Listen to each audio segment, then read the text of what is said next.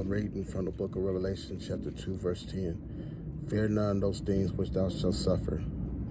Behold, the devil shall cast some of you into prison, that ye may be tried. And ye shall have tribulation 10 days. Be thou faithful unto death, and I will give thee a crown of life.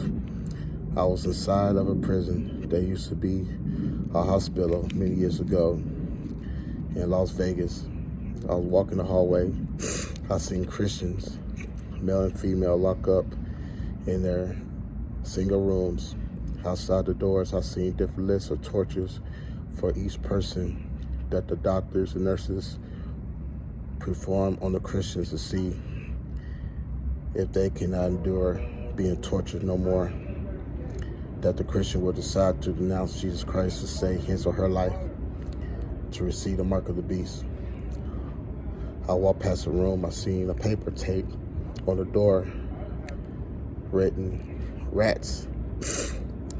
I looked through the window, I seen a Christian man laying naked on a cold metal operating table with straps on both of his wrists, ankles, and on his stomach so he couldn't break free or escape.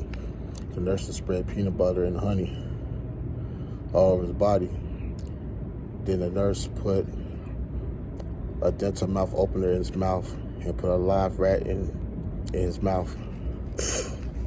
She warned him by saying, "If you spit the rat out, I will pull all your teeth out of your mouth." The nurse put the device out of his mouth and used needle and thread to sew his mouth shut. The doctor came into the room with a big bucket full of hungry rats and poured it all over his body to eat the peanut butter, honey, and eat his body. He is screaming, trying to break free, but he couldn't. He screamed out Jesus so loud, it busted stitches out of his mouth and spit the dead rat out. His lips are ripped apart. The nurse pulled out all of his teeth, and he refused to take the mark of the beast. Then I walked away. I was inside of the courtroom. The female judge just sentenced a young woman to a slow, painful death immediately for refusing to take the mark of the beast. The Christian woman looked at me and smiled.